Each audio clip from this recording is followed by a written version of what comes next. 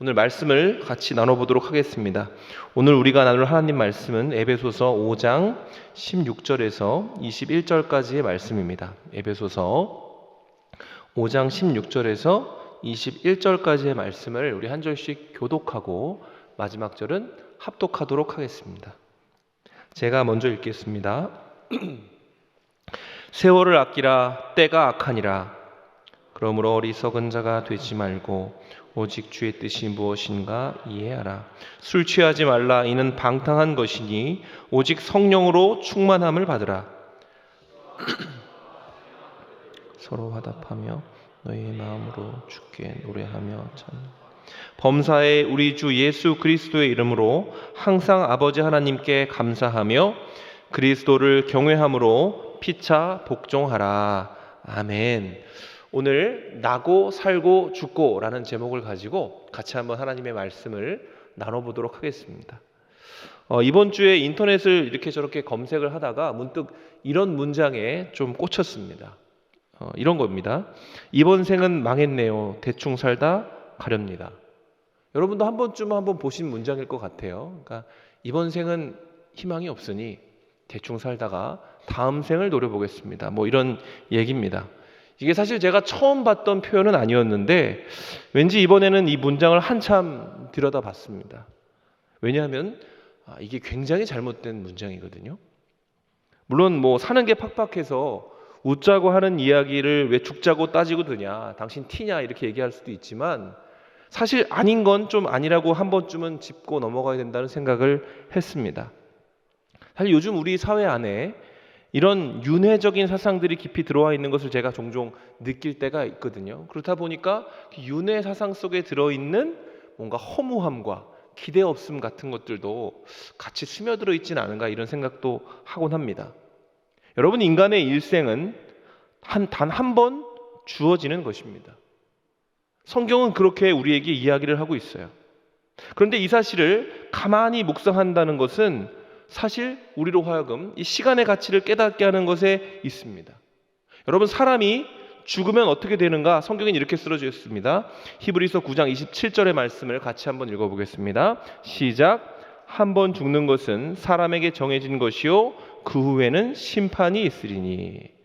방금 말씀드린 것처럼 성경이 말하고 있는 인간의 일생은 한 번 태어나서 한 번 살다가 한 번 죽는 겁니다. 그리고 더 나아가서 그 죽음 이후에는 누구나 한 번은 하나님의 심판대 아래에 서게 된다라고 이야기를 해요. 이게 인생입니다, 여러분. 왜 이렇게 야박하냐? 그런 법이 어디 있냐 말씀하셔도 이게 사실입니다. 인간의 일생은 단 한 번 주어지는 거라는 거예요. 그리고 이 사실을 제대로 묵상을 해야 정말 우리에게 주어진 그 시간과 순간의 가치가 우리 안에서 온전해질 수가 있습니다. 성경은 실제로 우리에게 주어진 시간을 매우 귀하게 전달하고 있습니다. 오늘 본문을 보면 이렇게 우리를 권면하고 있습니다. 세월을 아끼라 때가 악하니라. 세월을 아껴라. 왜냐하면 이 때가 악하기 때문이다. 헬라어에서는 시간을 나타내는 단어가 두 개 있습니다. 첫 번째가 크로노스의 시간이고 다른 하나가 카이로스의 시간입니다. 여기서 크로노스의 시간이라는 것은 그냥 연대기적으로 기계적으로 흘러가는 시간을 이야기를 하고요. 카이로스는 기념되어지는 특별한 순간을 이야기를 하는 거죠. 예를 들면 이런 겁니다. 제가 이번 주에 꿀맛 같은 휴가를 경험을 했습니다. 휴가 기간 동안 기다리고 있는 게 있겠죠. 우리 아이들과의 시간이 있습니다. 제가 시간을 내서 같이 롯데월드에 갔다 왔습니다. 아이들을 데리고 롯데월드를 간다라는 건 어마어마한 용기가 필요한 거죠. 근데 어쨌든 여러모로 힘든 부분도 있었지만 아이들 데리고 잘 놀았습니다. 그 시간은 만약에 제가 그냥 그 집에 누워 있었다면 크로노스의 시간이었겠죠. 제 몸은 쉬었겠지만 그냥 의미 없는 시간으로 지나갔을 겁니다.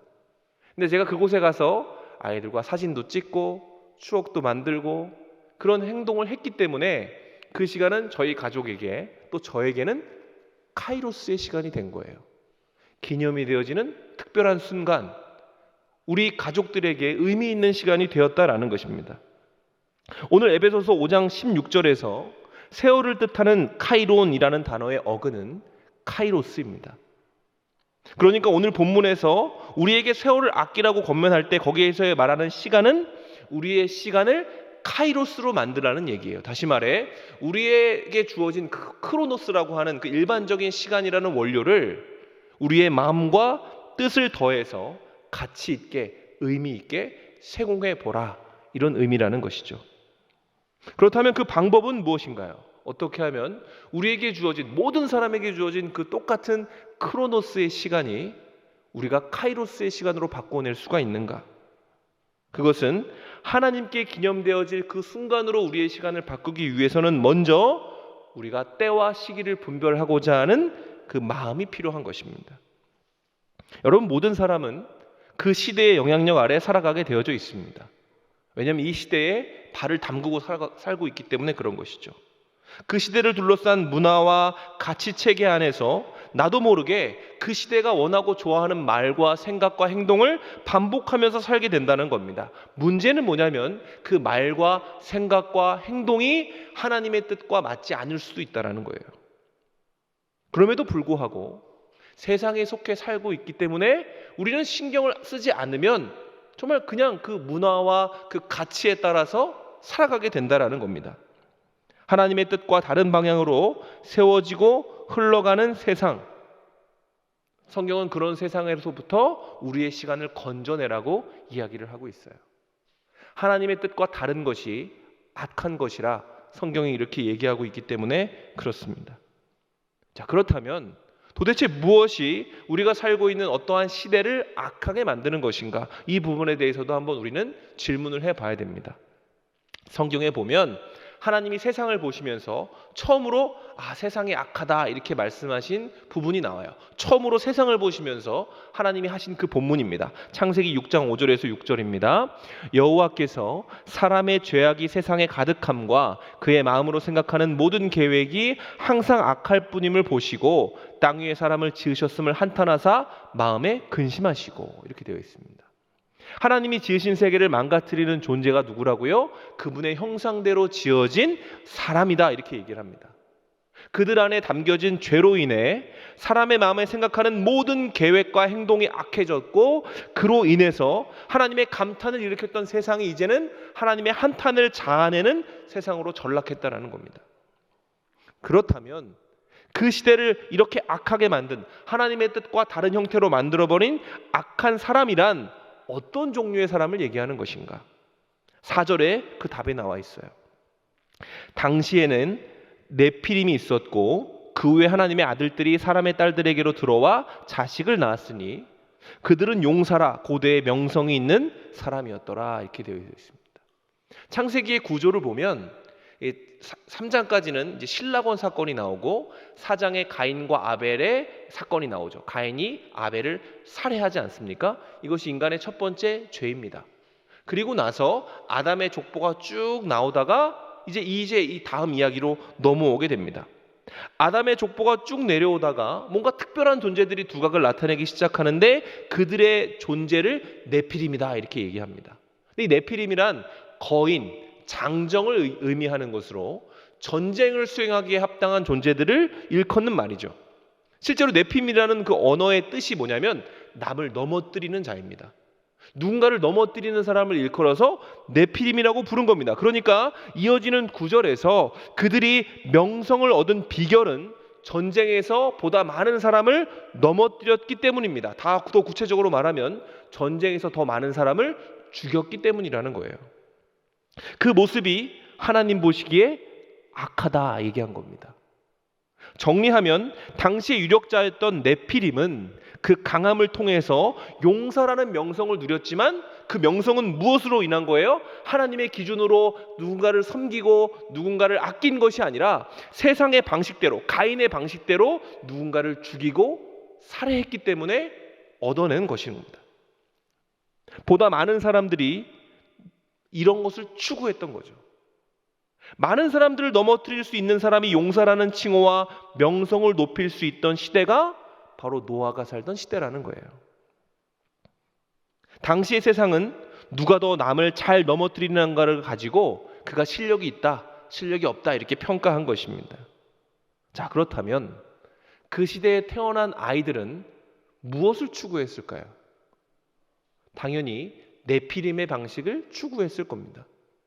하나님의 방식을 추구하지 않고 그들은 죄악을 따르는 네피림, 강함과 잔인함과 교활함으로 무장한 그들의 삶의 방식을 그대로 답습하면서 세상을 더욱더 악하게 만들었을 거라는 거예요. 그래서 하나님이 그 모습을 보시면서 한탄하셨다. 성경이 그렇게 기록하고 있는 것입니다. 왜요? 그것이 하나님의 뜻이 아니었기 때문에 그렇습니다. 그렇다면 세상의 악에 대해 한탄하시는 하나님은 도대체 그 어떤 모습으로 그것을 보신 것인가? 국어사전에서 한탄이라는 말을 찾아보면 원통하다, 후회한다 이런 의미가 나오는데, 사실 이 한탄으로 번역된 나함이라는 단어는 단순한 분노나 낙심을 이야기하지 않습니다. 이 나함이라는 것은 긍휼히 여김입니다. 불쌍히 여겼다 이런 뜻이에요. 하나님은 점점 거세져가는 그 살인하는 문화, 잔인하고 교활할수록 명성을 얻는 그런 지름길을 마련하고 있는 그 세상을 바라보시면서 어떻게 보신 거예요? 그들의 삶의 방식을 불쌍히 여기셨다. 성경이 이렇게 얘기하고 있는 것입니다. 우리의 악함과 우리의 미련함에 대해 하나님이 불쌍히 여기신다. 분노하고 낙심하시기 이전에 그것을 긍휼히 여기신다. 여러분, 이게 복음입니다. 신약에 바로 이러한 내용이 한 문장으로 요약되어져 있어요. 요한복음 3장 16절이 그것입니다. 하나님이 세상을 이처럼 사랑하사 독생자를 주셨으니 이는 그를 믿는 자마다 멸망하지 않고 영생을 얻게 하려 하심이라. 성경은 복음의 내용을 하나님의 긍휼하심이다 이렇게 이야기를 합니다. 그가 세상을 사랑하셨다라고 얘기를 하죠.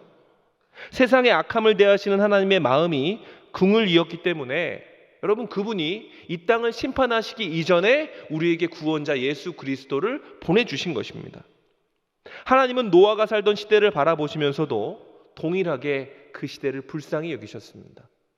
그래서 어떻게 하면 그들이 생각을 돌이킬 수 있는지를 고민하시다가 당신의 사람을 찾아 나서신 것이죠. 그 찾아낸 사람이 바로 노아라는 사람입니다. 성경은 이 노아라는 사람을 일컬어서 뭐라고 평가하고 있냐면 그가 당대의 완전한 자였고 하나님과 동행하는 사람이었다라고 평가하고 있습니다. 그런데 여러분, 이 기준은 어디까지나 성경의 기준입니다. 생각해 보세요. 노아가 하나님과 동행했다는 말은 뭡니까? 그가 하나님이 한탄하시는 세상의 방식이 아니라 하나님의 뜻을 따르는 존재였다는 거예요. 요약하면 노아는 싸우거나 다툴 줄을 모르는 사람이었을 확률이 아주 높습니다. 그 시대의 기준으로 이 노아라는 사람은 용사가 될 수 없는 사람입니다. 다시 말해 명성을 얻을 기회도 없는 사람이죠. 칭송받을 것도 없는 그런 사람이라는 겁니다. 그러니까 노아를 완전한 자로 인정해 주신 존재는 하나님이지 세상이 아니었다는 얘기입니다. 노아는 그저 그런 존재였어요. 그것이 드러나는 것이 이후에 그가 방주를 지은 것을 읽어보면 나옵니다. 하나님은 노아를 찾아내시고는 그에게 어떤 미션을 맡기시죠. 그게 뭐냐면 거대한 방주를 규격까지 다 만드셔가지고 이대로 산 꼭대기에 지으라고 말씀을 하십니다. 근데 이 명령에 대한 노아의 반응이 뭐냐면 창세기 6장 22절에 이렇게 나와 있습니다. 노아가 그와 같이 하여 하나님이 자기에게 명하신 대로 다 준행하였더라 이렇게 되어져 있어요. 근데 이 표현, 이 6장 22절의 이 표현이 7장 5절에서도 그대로 반복이 됩니다. 이게 무슨 뜻이냐면 이게 하나님의 말씀을 대하는 노아의 태도였다는 거예요. 그는 질문하거나 되묻지 않습니다. 왜? 하나님에 대한 절대적인 신뢰를 가지고 있기 때문에. 그래서 그는 말도 안 되는 명령이라 할지라도 시키면 하는 사람입니다. 여러분이 노아라면 하겠습니까? 방주를 지라는데, 그것도 산 꼭대기에 그 거대한 크기로 방주를 혼자 지으라는데 그 말에 질문 없이 순종할 수 있는 사람이 우리 가운데 있을까요? 그런데 노아는 그런 순종을 하는 사람인 거예요. 여러분, 교회 안에 노아와 같은 삶의 방식을 추구하는 사람들이 있습니다. 하나님의 말씀이라고 하면 일단 그것을 따라야 된다고 생각을 하죠. 내 삶에 여러 가지 미션과 여러 가지 많은 숙제들이 있지만 그럼에도 불구하고 이게 하나님의 뜻이고 하나님이 내게 맡기신 사명이라고 인식이 되면 어떻게든 해보려고 하는 사람들이 있습니다. 자기의 일을 미뤄두고 일단 먼저 하나님의 일을 선택하는 자들이 있죠. 우리 공동체 안에도 아주 많이 있습니다. 그런데 여러분, 그렇게 사는 사람들을 세상은 뭐라고 부르는지 아십니까? 바보라고 합니다. 너의 그 귀중한 시간과 물질을 왜 그런 데 쓰냐? 왜 이렇게 인생에 계획이 없이 사냐? 하나님이 밥 먹여주냐? 신앙이 무슨 유익이 있느냐? 이렇게 반문하면서 우리의 삶의 방식과 우리의 태도를 바보 취급하죠. 그리고 바보는 무시를 당합니다. 그렇죠? 노아도 실제로 그랬습니다. 성경은 노아가 방주를 몇 년간 지었다라고 얘기를 하냐면 120년간 지었다라고 이야기를 합니다. 그 요란한 사역을 무려 120년 동안 사람들이 볼 수 있는 곳에서 한 겁니다. 여러분, 우리가 왜 세상에 이런 일이 봐도 몇 년간 한 가지 일을 반복한다 그래도 우리가 그걸 눈여겨보잖아요. 저 사람 왜 저러지? 이렇게 하면서 보잖아요. 근데 노아는요 120년 동안 그 일을 했습니다. 혼자서. 물론 가족들도 했지만. 근데 여러분, 그 일을 사람들 가운데 소문이 나지 않았을까요? 그 일이? 소문이 났습니다. 당연히 났겠죠. 노아 하면 방주 짓는 사람 아무나 그렇게 인식이 됐겠죠. 근데 그 일을 무려 120년 동안 반복했는데 성경에서 그 일에 관심을 갖거나 참여하고자 하는 사람은 단 한 명도 등장하지 않습니다. 하나님은 무려 120년 전에 그 땅의 악함을 보시고 한탄하시고 내가 이 땅을 심판하시겠다라고 말씀하셨지만 그 심판을 120년 동안 유예하시는 거예요. 그리고 노아를 보내셔서 노아에게 방주를 짓게 하시고 그 사역을 통해 자신의 모습과 하나님의 뜻을 발견하기를 원하셨다라는 겁니다.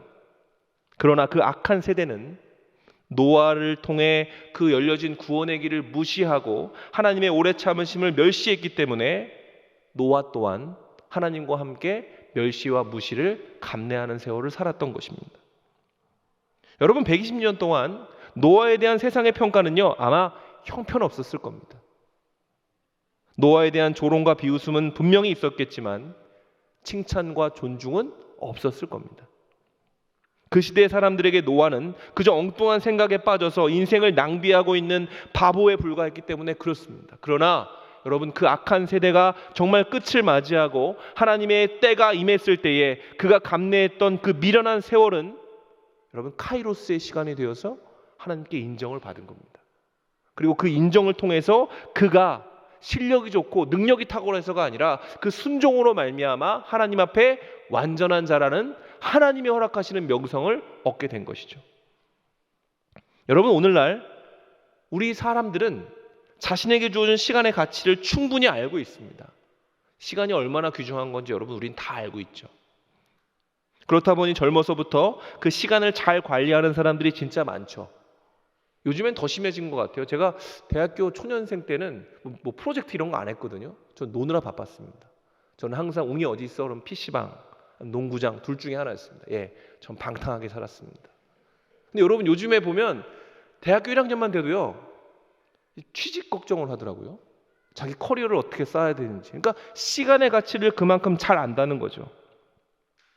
젊어서부터 시간을 잘 관리하는 겁니다. 그러나 여러분, 곰곰이 생각해 보세요. 그 시간의 쓰임새가 하나님이 인정하시는 카이로스의 시간이 되고 있습니까? 아니면 하나님과 상관없는 세상이 인정하는 시간, 아니면 그냥 그저 흘러가는 크로노스의 시간으로 전락해 있습니까? 여러분, 우리는 신자입니다. 우리가 원하는 것은 하나님의 칭찬이 되어야겠죠.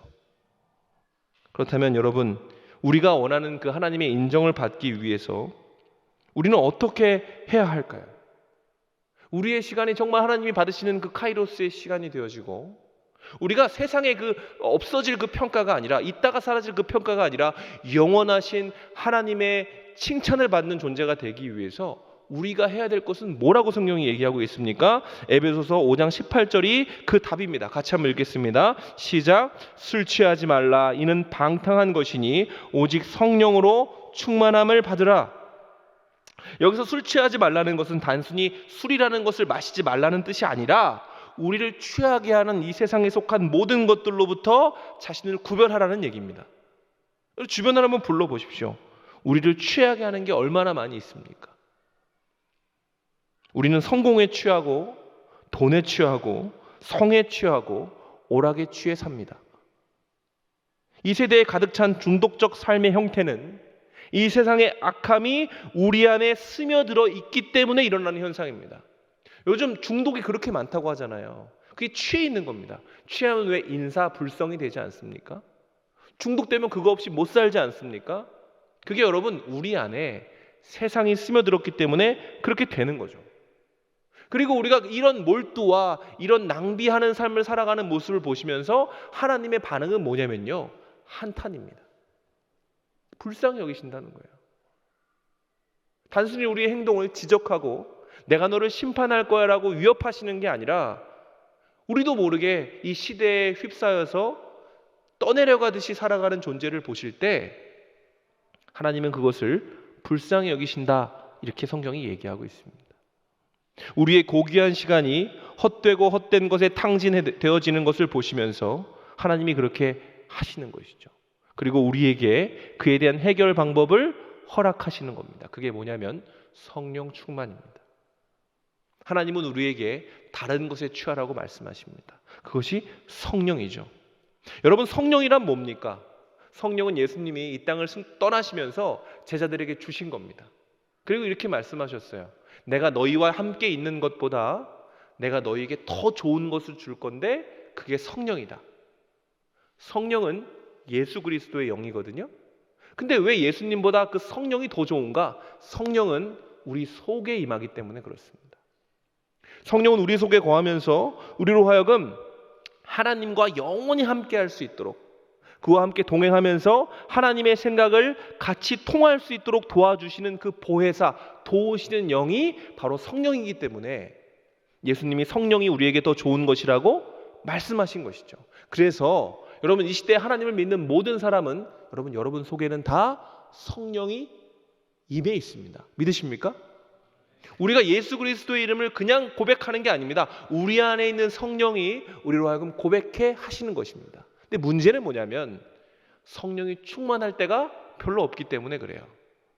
성령으로 가득 차야 되는데 우리가 다른 것에 취해 있다 보니 성령이 하시는 일보다 다른 것이 원하는, 나를 취하게 하는 그것에 집중되어져서 하나님의 기대를 이뤄내지 못하는 모습이 있다라는 것입니다. 그렇다 보니 우리는 하나님을 믿어도 세상을 이겨내지 못합니다. 성도라는 이름을 가지고 살면서도 세상보다 세상을 더 좋아하고 세상이 귀하다고 하는 것을 얻기 위해 세상의 본을 따라가기 바빠요. 그들의 노하우를 배우기 위해 노력합니다. 우리가 죄 가운데 태어나고 자란 이 시대의 아들과 딸이기 때문에 그렇습니다. 성경은 우리의 힘으로 이 세월을 세공하라고 하지 않았습니다. 너무나 감사한 것이죠.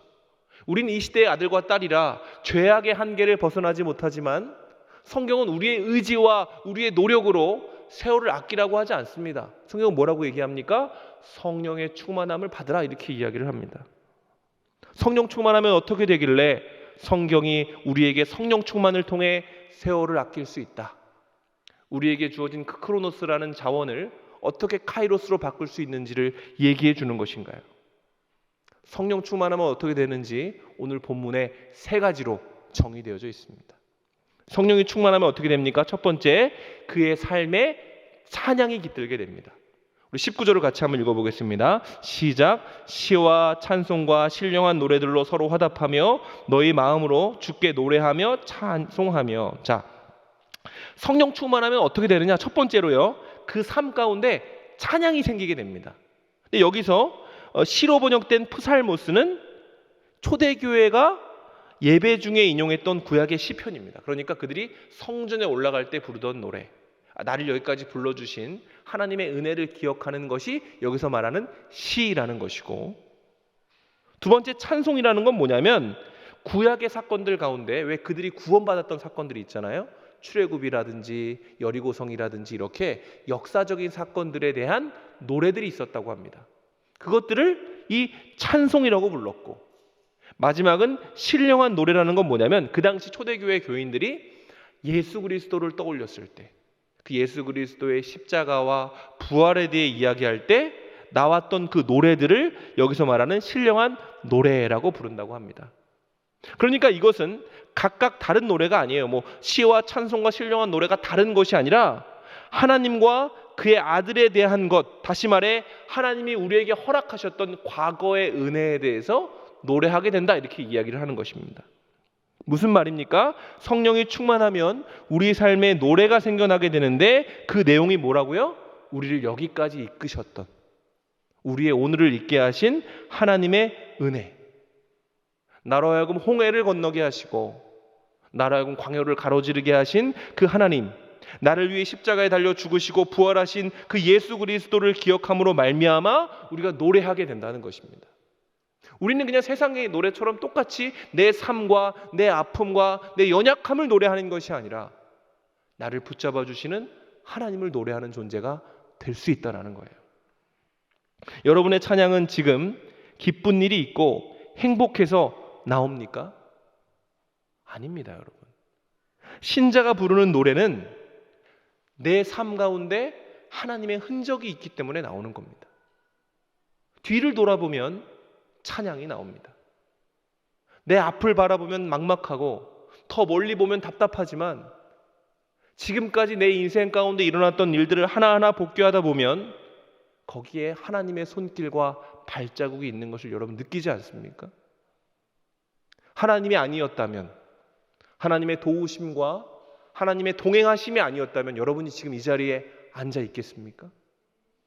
그것을 알아야 우리가 찬양하게 되는 것이고, 그것을 알아 찬양하고 있다면 여러분이 바로 성령 충만한 사람이라는 얘기입니다. 그런가 하면 성령 충만하면 두 번째 현상이 있습니다. 그게 뭐냐면 감사하게 된다라는 것이죠. 20절입니다. 범사에 우리 주 예수 그리스도의 이름으로 항상 아버지 하나님께 감사하며. 여러분, 성령 충만으로 말미암은 감사는 두 가지 조건을 가집니다. 첫 번째는 범사에 감사하는 것입니다. 이 범사에 감사한다는 건 뭐냐면요, 아무 때나 감사한다는 겁니다. 모든 일에든지. 여러분, 어떻게 모든 일에든 감사합니까? 그렇죠? 여기에는 믿음이 필요하죠. 하나님을 사랑하는 자, 곧 그 뜻대로 부르심을 입은 자들에게는 모든 것이 합력하여 뭘 이룬다고요? 선을 이룬다. 이 사실을 믿는 사람만이 범사에 감사할 수 있겠죠. 그러니까 이런 겁니다. 내가 지금 눈앞에 있는 상황이 어떻게 될지는 모르지만 이게 반드시 하나님이 기뻐하시는 선한 일로 돌아가게 될 거야. 이런 믿음이 있는 사람이 하나님께 범사에 감사할 수 있게 되는 것입니다. 그런가 하면 감사하게 되는 두 번째 조건은 항상이라고 또 되어 있습니다. 근데 여기서 항상으로 번역된 판토테는 사실 좀 아쉽습니다, 번역이. 왜냐하면 이 판토테는 항상이라고 번역되기보다 지속적으로, 반복적으로 해석하면 더 유익하기 때문에 그래요. 이 의미를 더 분명하게 파악할 수 있습니다. 항상 감사라는 것은 감사를 억지로 쥐어짜라, 감사를 의무처럼 해라, 입술에 매일 10번씩 감사를 해서 감사가 습관이 되게 하라, 이런 것이 아니라 감사가 우리 신앙의 본질이 되게 하라는 것입니다. 여러분, 찬양 중에 이런 것이 있죠. 모든 지각에 뛰어나신 하나님의 평강이 너의 마음과 너의 생각을 지키라. 아무것도 너는 염려하지 말고 기도와 간구로 너희 구할 것을 감사함으로 아뢰라, 이렇게 되어져 있습니다. 여러분, 성령 충만함으로 인한 감사는요, 먼저 감사하는 것을 얘기합니다. 하나님이 해주실 것을 믿는 사람만이 감사할 수 있는 거예요. 감사는 선불감사라고 성경이 얘기하고 있습니다. 내 안에 삶의 습관이 된 믿음으로 할 수 있는 것이 감사죠. 여러분, 우리가 이렇게 지속적으로 반복적으로 감사하는 순간이 언제입니까? 주일입니다, 여러분. 예배 가운데 나올 때 우리는 비로소 하나님을 기억할 수 있고 하나님께 감사할 수 있는 존재가 되는 거죠. 범사에 감사하고 싶으십니까? 지속적으로 반복적으로 감사하고자 하십니까? 그렇다면 여러분, 항상 기억하십시오. 우리 가운데 우리를 불러주신 하나님께 먼저 감사하는 것이 감사의 지름길입니다. 왜 사람들이 일어나지 않은 일을 가지고 걱정한다 그러잖아요. 저도 그런 스타일입니다. 일어나지 않았지만 늘 걱정하고 늘 대비하려고 합니다. 네, 여러분, 하나님은 말씀하십니다. 너의 행사를 나에게 맡겨라. 하나님이 해주실 겁니다. 우리를 찬양케 하시는, 우리를 인도해 주셨던 그 에베네셀의 하나님이 우리의 현재를 인도하시고 우리의 미래의 지도자가 되어 주실 것이라고 성경이 얘기하고 있어요. 여러분, 제가 제일 못하는 게 감사거든요, 사실. 여러분, 감사를 지속적으로 반복적으로 하십시오. 하나님을 떠올리고 지금 현재의 상황이 아니라 하나님이 해주실 것을 기억하면서 한번 감사해 보자는 겁니다. 선불로 먼저 하는 겁니다. 그럼 여러분, 그 길 가운데에서 하나님이 우리를 더 좋은 곳으로 인도해 주실 것이고 우리의 일이 벌어졌을 때에 우리의 해석이 달라지게 될 것입니다. 마지막으로 성령이 충만하면 어떻게 됩니까? 21절, 우리는 섬기는 자가 됩니다. 21절 같이 한번 읽겠습니다. 그리스도를 경외함으로 피차 복종하라. 마지막으로 오늘 본문은 성령 충만의 현상 세 번째로 피차 복종하게 된다라고 이야기를 합니다. 근데 여기서도 조건이 존재하죠. 그게 뭐죠? 그리스도를 경외함으로입니다. 여러분, 성령 충만이 왜 필요합니까? 우리는 왜 성령이 충만하고자 하죠? 흔히 성령 충만하다고 하면 우리는 좀 약간 신비로운 행동을 생각하는 것 같아요. 뭐 이렇게 막 눈빛이 이상해지고 말을 이상하게 하고 이런 것을 생각하는데, 고린도 전후서에 나오는 성령을 얘기할 때, 그 성령의 은사를 얘기할 때 성령의 은사 왜 필요한지 아십니까? 교회를 세우기 위해 필요한 겁니다. 나를 주장하고 내 실력을 드러내기 위해 은사를 주시는 게 아니라 교회 공동체를 견고하게 세워가라고 하나님이 성령의 은사를 주신다는 겁니다. 다시 말하면 성령이 필요한 이유는 우리가 개인이 아니라 교회로 존재하기 위함입니다. 여러분, 성령 받으면 성도가 됩니다. 다시 말해 성령에 취하면 자기 스타일대로 움직이지 않을 수 있습니다. 예를 들어 저는 인프피입니다. 여러분 다 있죠? 인프피의 특징이 뭐죠? 남들 앞에 서는 걸 싫어합니다. 다른 사람들의 일에 관심이 없고요. 무척 내성적이며 자기밖에 모릅니다. 그게 나야. 근데 여러분, 저는 지금 제가 하고 있는 일은 인프피가 해야 될 일입니까? 제가 우리 목자들한테 자주 얘기해요. 난 아무도 나를 안 쳐다봤으면 좋겠다. 근데 여러분, 제가 생긴 대로 안 살죠. 못 삽니다. 왜 그렇습니까? 제 안에 계신 믿음과 제 안에 계신 그 성령이 저를 제 모습과 다르게 살게 하시기 때문에 그렇습니다. 여러분, 우리가 만약에 나는 이런 사람이야, 난 원래 이런 스타일이지, 난 이걸 절대로 할 수 없어, 근데 이상하게 내가 교회 안에서 이런 일을 하고 있네, 내가 이런 존재가 아닌데 라는 생각이 드신다면 성령이 여러분을 그렇게 만드시는 겁니다. 내 생각과 내 결정으로는 절대 하지 않을 일, 나는 나로 살고 싶지만 이상하게 나를 우리로 만드시는 하나님의 개입을 느끼고 계시다면, 거기에 여러분이 순종하고 계시다면 여러분은 성령의 인도하심을 받고 있는 존재라는 것입니다. 그리고 그 성령의 인도하심이 우리를 어떻게 만드는지 아십니까? 우리가 세상에서 나로 명성을 얻게 하는 존재가 되지는 못할지라도 우리로 하나님 앞에 인정받는 자로 우리를 이끌어 주신다라는 것입니다. 성령 충만한 자는 어떻다고요? 찬양하는 자가 된다. 감사할 수 있다. 교회가 될 수 있다. 이것이 우리에게 전해주시는 하나님의 말씀, 우리의 시간이 하나님이 받으신 예배가 되게 하는 그 카이로스의 시간으로 바꾸어내는 그 지름길이라고 성경이 지금 이야기하고 있는 것입니다. 말씀을 마무리하겠습니다. 여러분, 모든 사람은 그 시대의 아들과 딸이죠. 우리는 이 시대의 법칙과 가치체계 안에서 나고 살다가 죽습니다.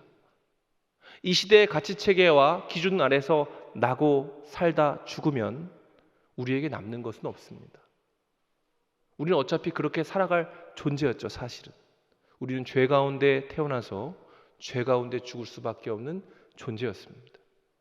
그러나 그런 우리를 하나님이 불쌍히 여기시고 우리에게 성령을 허락하신 것입니다. 성도란 어떤 존재입니까? 거듭난 존재입니다. 다시 말해 예수 안에서 나고 살다가 죽을 수 있는 존재로 변화된 존재를 성도라고 얘기하는 것입니다. 여러분, 그것은 무엇을 이야기를 합니까? 우리가 주 안에서 나고 살다 죽을 수 있는 존재라는 것은 무엇을 이야기하는 것입니까? 그리스도께서 우리의 시간을 하나님이 받으실 만한 예배요, 믿음의 시간으로 바꾸어 내시겠다는 보증인 것입니다. 여러분, 우리는 세상에 볼 때 미련해 보일 수 있습니다. 벚꽃이 이렇게 폈는데 왜 벚꽃을 안 보고 여기 앉아 계십니까? 일상 동안 얼마나 피곤하게 사시는데 이 교회 나와서 왜 일을 하십니까? 그 일은 누군가에게는 노아의 행동처럼 보일 겁니다. 왜 방주를 져? 이렇게 날씨가 태평한데 비가 온다고? 산이 덮일 만한 만큼의 비가 온다고? 말도 안 돼. 그러나 그는 지었습니다. 120년 동안 미련하다, 바보 같다라는 평가를 들었습니다. 그러나 그의 결국이 어땠습니까? 그는 새로운 시작이 되었습니다. 하나님이 그를 인정해 주셨습니다. 그를 완전한 자라고 불러주셨습니다. 노아가 완전합니까? 홍수 끝나고 노아가 했던 행위 여러분 아시죠? 노아는 완전하지 않았습니다. 그러나 하나님이 그의 연약함과 그의 미련함에도 불구하고 그가 하나님을 의지했던 시간, 그가 하나님께 헌신했던 시간들을 다 하나하나 다 받으시고 그에게 그 당대의 네피림, 용사요 명성 있는 자도 절대 얻을 수 없는 하나님 앞에 완전한 자라는 그 거룩한 칭호를 얻게 하신 것입니다. 사랑하는 청년 여러분, 성도 여러분, 우리의 끝이 무엇이 되어야 할까요? 우리가 세상에서 나고 살고 죽게 될 것이니 세상의 명예와 명성을 쫓는 것이 맞을까요? 그러나 한 번 죽는 것이 사람에게 정해진 것이고 그 후에 분명히 하나님 앞에 서는 그 순간이 있다면, 그 시간이 있다는 것을 우리가 믿는다면 우리는 거듭난 삶을 추구해야 될 것입니다. 믿으십시오. 우리는 예수 그리스도 안에서 나고 살다가 죽을 사람들입니다. 하나님이 우리의 삶의 결론이 되어 주실 것이고 그 결론에 다다랐을 때 우리는 연약하고 미련해 보이는 삶밖에 기억나지 않겠지만 하나님은 하나님 때문에 헌신했던 그 모든 시간들을 하나하나 다 기억해 주시고 그것을 통해 우리의 면류관을 쓰게 하실 것입니다. 그런 사람이 되는 저와 여러분이 되시기를, 그래서 하나님과 동행할 수 있는 진정한 용기와 믿음과 신앙을 갖게 되시기를 주님의 이름으로 축원합니다.